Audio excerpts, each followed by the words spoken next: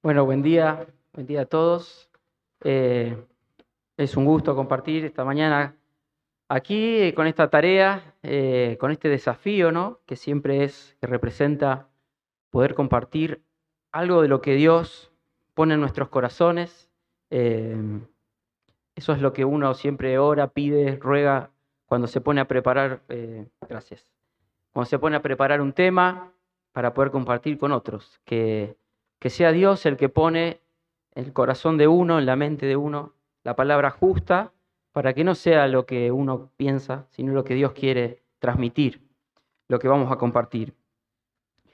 En este mes de noviembre, si recuerdan bien, venimos hablando del crecimiento espiritual. Y es una serie de temas que comenzamos hace 2 domingos ya. Primero lo tuvo Gabriel, no sé si algunos se acuerdan, no les voy a tomar prueba porque algunos me están mirando con cara de que no me pregunten.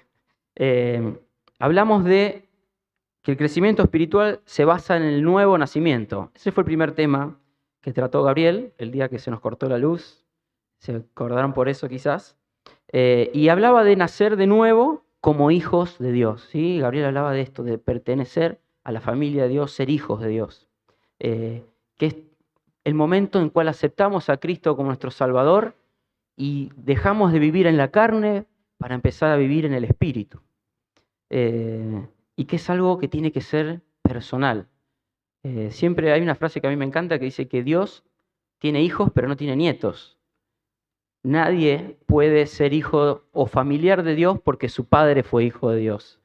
Dios tiene hijos. Todos estamos llamados a ser hijos de Dios. No se hereda por sangre, se hereda por el arrepentimiento de nuestras vidas y por aceptarlo a Él. Somos todos hijos de Dios. Y en esto de crecer espiritualmente, el segundo tema que compartió Cristian el domingo pasado, se trató de crecer espiritualmente en base a la obra del Espíritu Santo en nuestra vida.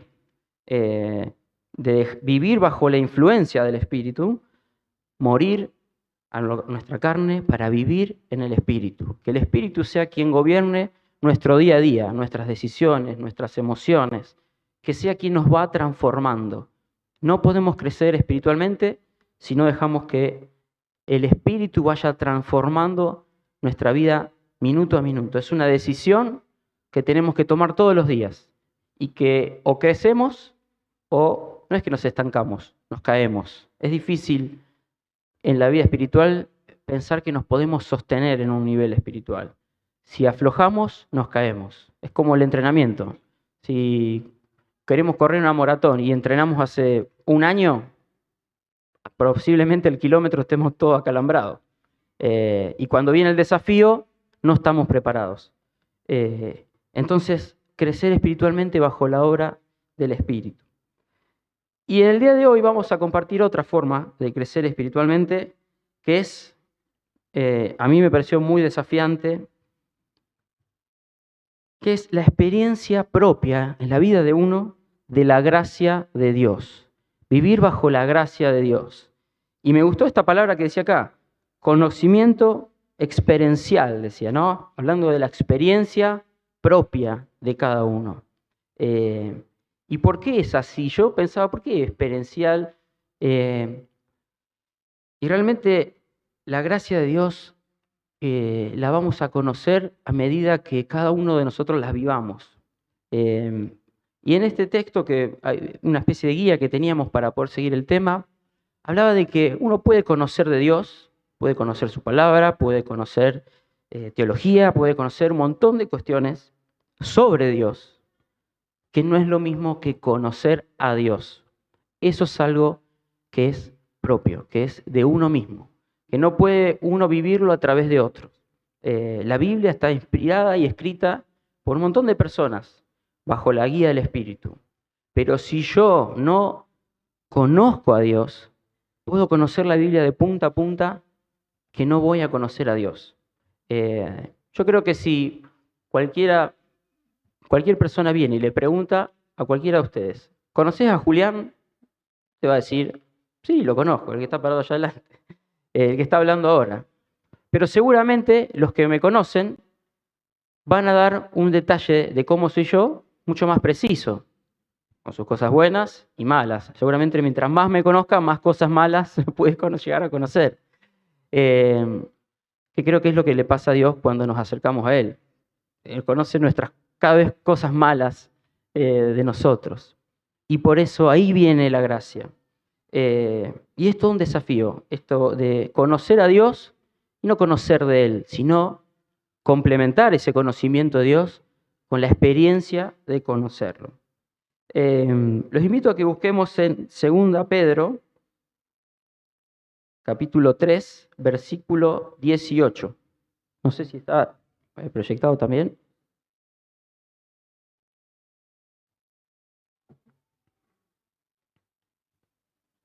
Si quieren lo leemos de acá, así vemos toda la misma versión.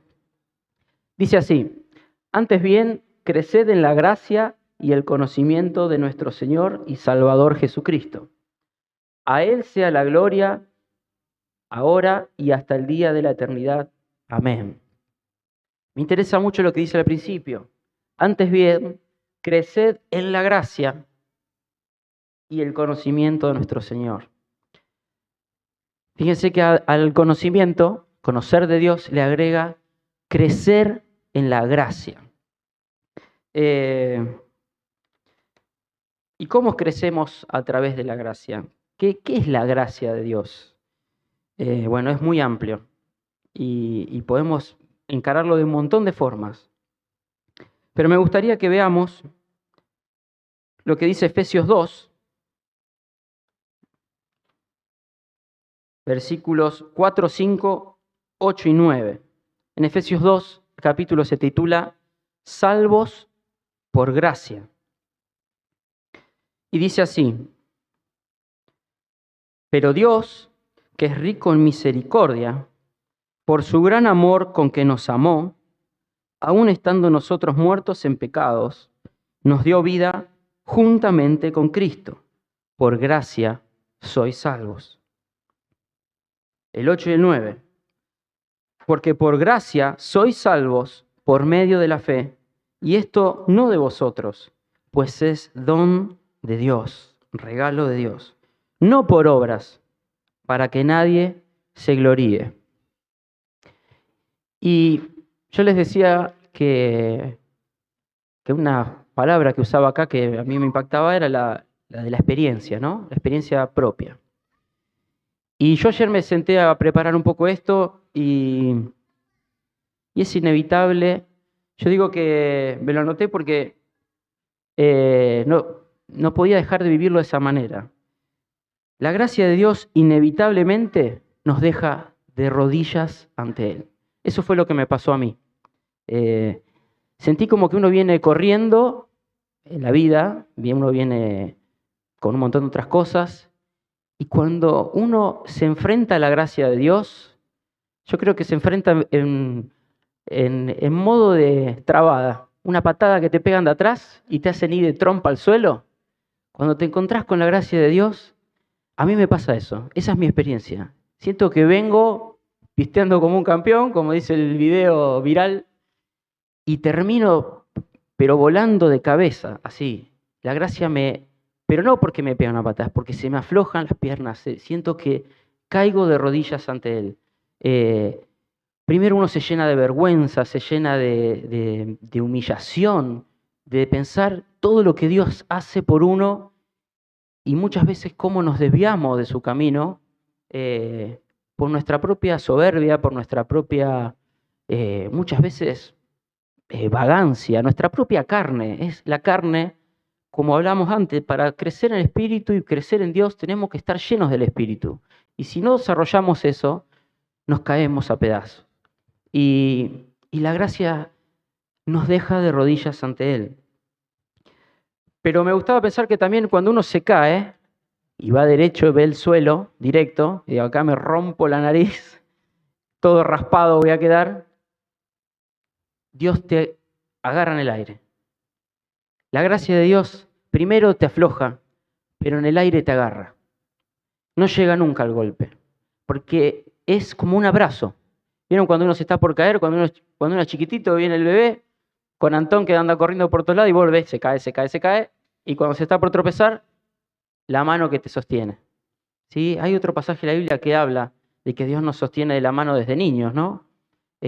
Cuando somos grandes también, no nos suelta de grandes. Y ese impacto nunca llega.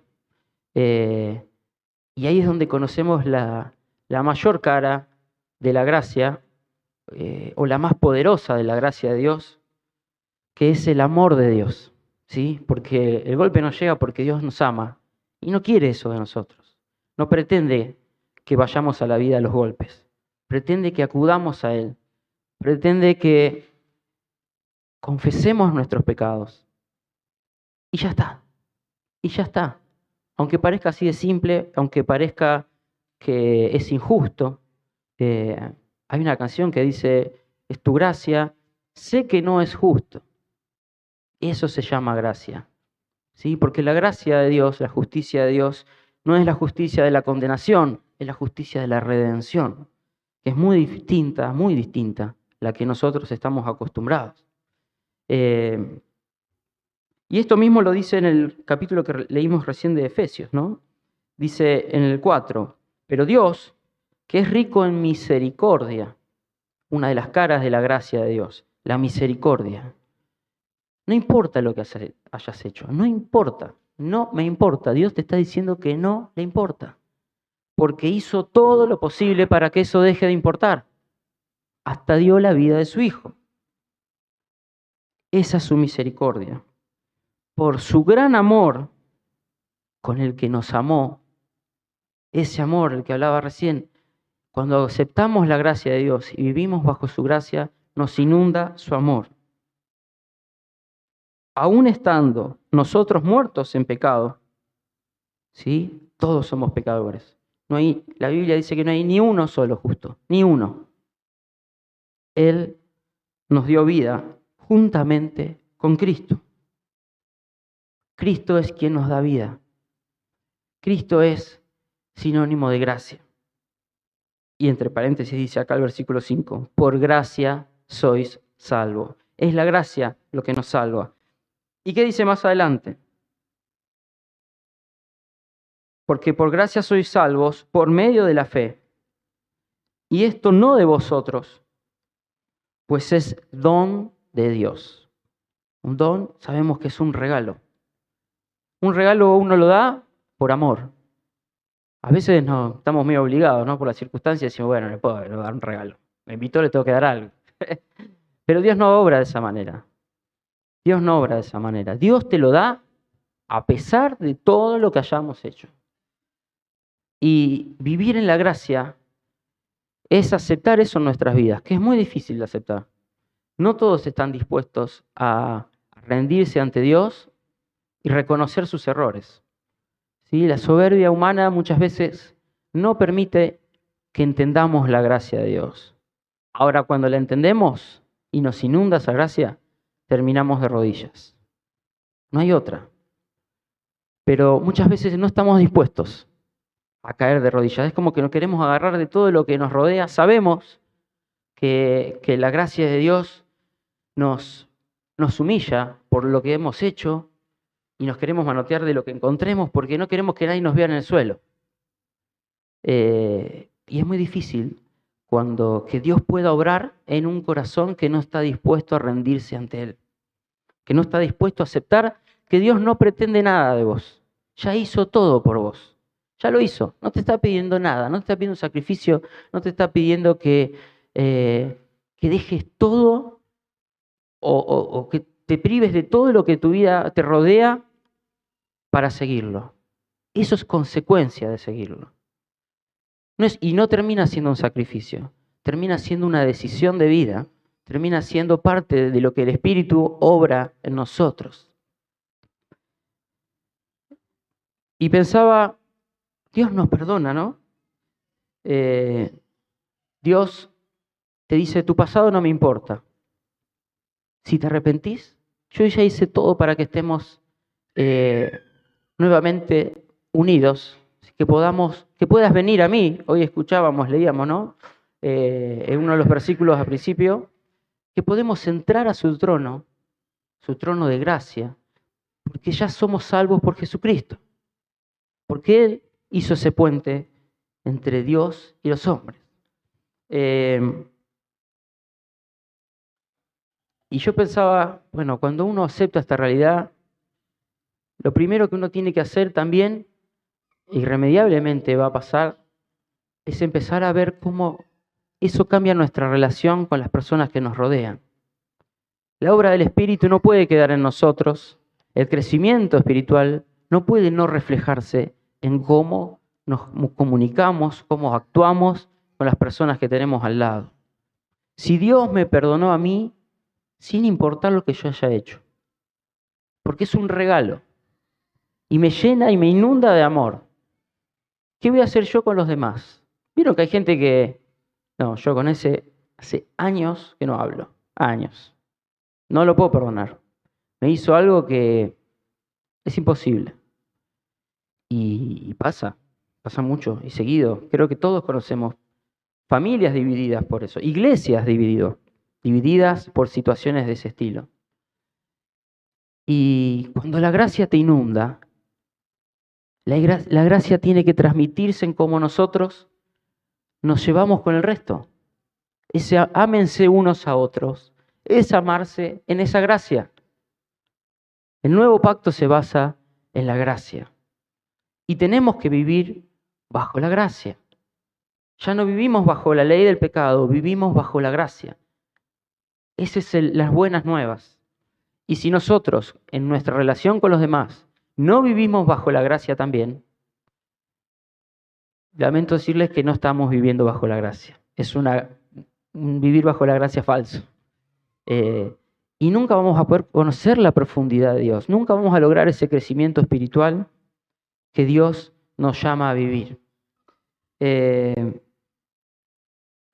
Y por final, el versículo 9 decía, no por obras, para que nadie se gloríe. Sí, la salvación no es por obras. Yo no puedo hacer nada para agradar a Dios. No hay obra que yo pueda hacer que me gane el favor de Dios por lo que hice. Las obras son a través del Espíritu, como vimos el domingo pasado. El crecimiento espiritual y el obrar del Espíritu en mi vida es el que va a dar fruto. No hay nada humanamente que yo pueda cargarme en el hombro y llevar para que Dios diga, la verdad, se lo merece. Lo voy a considerar justo. Porque puedo hacer lo que quiera, que sea buenísimo, pero no va a dejar de existir todo lo otro que existe en mi vida y que todos tenemos y que nos condena. A todos nos pasa. Por eso la gracia dice, yo no quiero que nadie se gloríe. Acá la gloria es solamente de una persona, y es Jesucristo, su Hijo, quien hizo todo por nosotros. Así que me gustaría que se lleven eso hoy, o es lo que a mí me quedó cuando leí otros versículos más, escuché algunos testimonios, un montón de cosas en esta preparación, pero me gustaría que en su corazón se lleven esto. Vivimos bajo la gracia, y la gracia es vivencial de cada uno. Nadie puede vivir la gracia del otro. Todos vamos a conocer un amor diferente de Dios, una parte de ese amor que es tan grande. ¿Sí? La Biblia, Pablo dice que no podremos conocer la altura, la anchura del amor de Dios. Es tan grande, como dice una canción vieja, que nadie puede ir afuera de él. Y lo que nosotros vamos a conocer es lo que vivamos con Dios. Eso es lo que vamos a conocer de Él. Yo les decía al principio, quizás si le preguntan a una persona ¿qué es Julián?, les va a dar ciertas características. Si hablan con otro, le va a dar otras, que quizás son distintas. Con Dios nos pasa lo mismo. Todos vamos a conocer distintas facetas de Dios, porque Dios nos va a dar lo que necesitamos en el momento que lo necesitamos. Seguramente muchos vivamos cosas parecidas, pero nadie puede juzgar qué es lo que el otro vive bajo la gracia de Dios, porque su amor es tan grande que no vamos a poder comprender todas las cosas que Dios hace. Los invito a eso, a que pueda cada uno vivir su vida personal con Dios, vivir bajo la gracia de Dios, experimentar esa gracia de Dios, tomarse un tiempo a solas, en algún momento, en su casa, en donde sea, irse a un lugar, apartarse y clamar de rodillas a Dios, que Él borre nuestros pecados, que su gracia nos inunde, que su amor los abrace. Esa es mi experiencia, yo siento que Dios me abraza, porque uno como que se apichona y siento que viene el Padre y te abraza y te dice, está todo bien, esto es parte de la gracia. No quiero que sientas culpa, no quiero que te tires abajo, ya está, lo que yo quiero es que vivas a mi lado, que vivas bajo la gracia, en el camino que Él nos propuso, que es Jesucristo. Y que esa misma gracia, esa misma forma de sentir el perdón, lo podamos vivir con las personas que nos rodean. Que seamos un testimonio de personas que borran el pasado de las personas, que le dicen a cualquiera que le haya hecho lo que fuera, yo te perdono, porque Dios me perdonó. Aunque el otro no le importe, no podemos andar por la vida sin perdonar si vivimos bajo la gracia. Los invito a que oremos. Amado Dios, Señor, te damos gracias en esta mañana porque podemos estar aquí reunidos, compartiendo, Señor, un hermoso tiempo de alabarte, de brindarte, Señor, lo que sentimos por vos y también de recibir de tu palabra, Señor, recibir de lo que leemos en la Biblia, de recibir lo que otros hermanos cuentan en sus testimonios de agradecimiento. También venimos a orar unos por otros, Señor, a poner delante tuyo nuestros problemas, nuestras vidas, Señor, y que también podamos salir desafiados cada vez que venimos a tu casa, desafiados a nuevos objetivos, Señor, en este crecimiento espiritual que venimos buscando, Señor. Venimos clamando por un avivamiento en nuestra congregación, Señor, y queremos ser una iglesia que esté de rodillas ante vos para recibir ese avivamiento.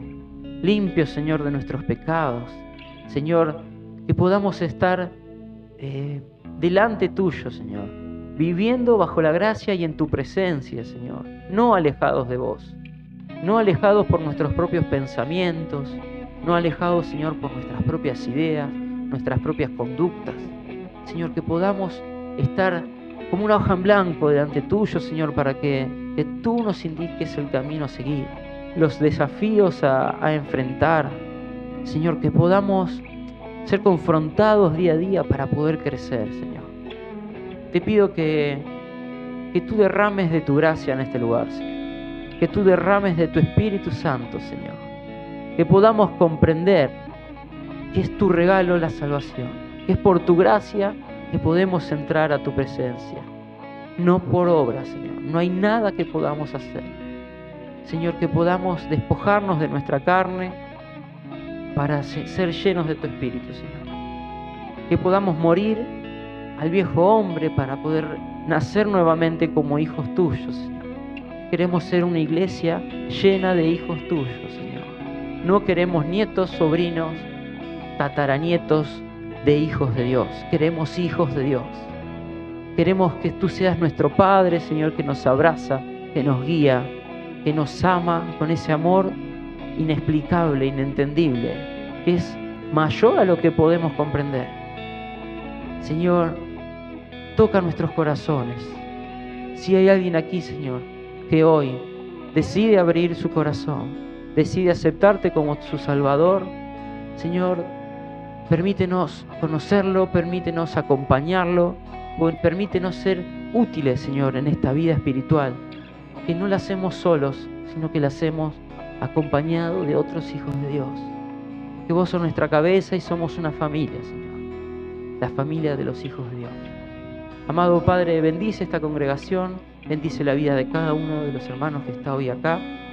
Señor, bendice a aquellos que no pudieron llegar, aquellos que quizás están desde su casa, compartiendo a través de una pantalla, pero unidos en un espíritu, Señor. Amado Padre, desafíanos, una y otra vez y ayúdanos a crecer como congregación. Te lo clamamos en el nombre de Jesús. Amén.